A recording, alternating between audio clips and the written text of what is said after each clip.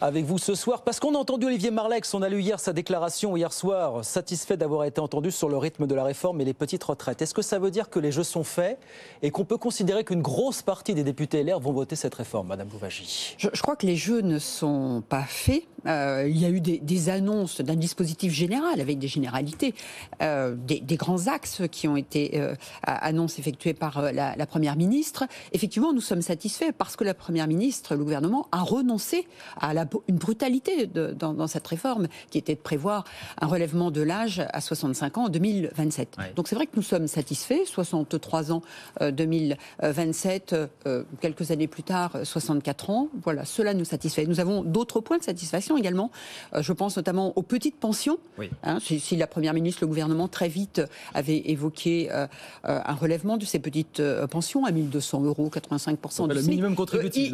Voilà. Bon, il y a eu quelques incertitudes, en tout cas, de savoir si cela concernait uniquement les flux, c'est-à-dire les nouveaux entrants ou le stock. Oui.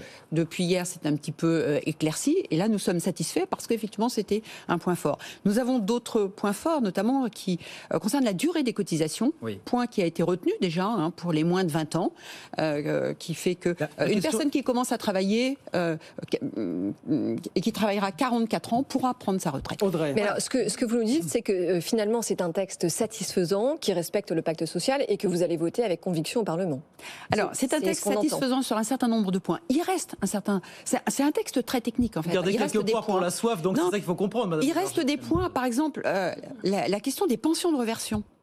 Ça n'a pas été évoqué. Voilà. Or, il y a des vrais sujets sur les pensions de réversion qui concernent le plus souvent d'ailleurs les femmes, puisque, bon, compte tenu des niveaux d'espérance de vie qui sont différents entre les femmes et les hommes, plus souvent, nous avons plus de veuves que de veuves. Qu'est-ce qui a été, selon vous, donné aux femmes, qui évidemment sont beaucoup plus porteuses de carrière hachée que les hommes, pour réduire les inégalités entre les femmes et les hommes, sachant qu'on a un différentiel de 40% à peu près en termes de retraite? Oui. Alors, il y a la prise en compte des congés parentaux qui vont être intégrés dans les carrières. C'est une réformette.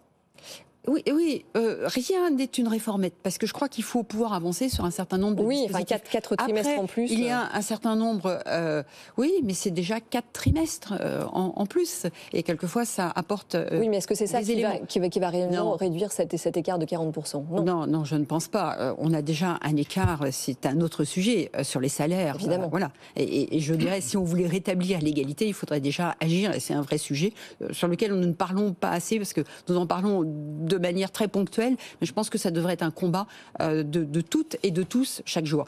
Voilà, donc nous avons des satisfactions, mais il reste plein de points de détails à voir, et nous savons que le diable se cache dans les détails. On est quand même un petit peu étonné en 2023, Madame Louwagie, de voir que c'est pas LR qui a porté la ligne ferme des 65 ans et des moindres contreparties. Vous savez ce qu'on dit, que vous avez demandé le minimum contributif pour l'ensemble des retraités, pour flatter d'une certaine façon votre électorat. Voilà, on ne reconnaît pas vraiment le logiciel idéologique, économique de LR, si tant est qu'il y en ait un aujourd'hui. On le cherche un petit peu, à vrai dire. Vous savez, je crois que la vie change. Moi, je suis députée c'est mon 3e mandat, et je pense que la situation évolue. Et nous devons nous adapter à l'évolution des situations. Ça c'est une vérité. Ce qui est très important, c'est de corriger des injustices. Et ça, je crois que c'est fort. Et là encore... Également, un autre point, il ne peut pas y avoir de brutalité dans une réforme. Parce que passer à 65 ans en 2027, c'était 4 trimestres chaque année à prendre en compte. C'était énorme. Passer de 62 ans à 65 ans sur une période de 4 ans, vous vous rendez compte, l'impact, c'est très fort. Et pourtant, ce que dit Guillaume, c'est que c'est surprenant, parce qu'en effet, le parti que vous représentez a défendu ces 65 ans auprès des 2 candidats précédents. Écoutez, je crois qu'il y a eu des résultats aux élections présidentielles qui montrent que notre projet n'a pas séduit, en tout cas, les Français. D'accord, donc vous derrière, vous êtes ravisé. Vous êtes ravisé sur les 65 ans? Non, pas du tout. Je crois qu'on s'adapte à la situation.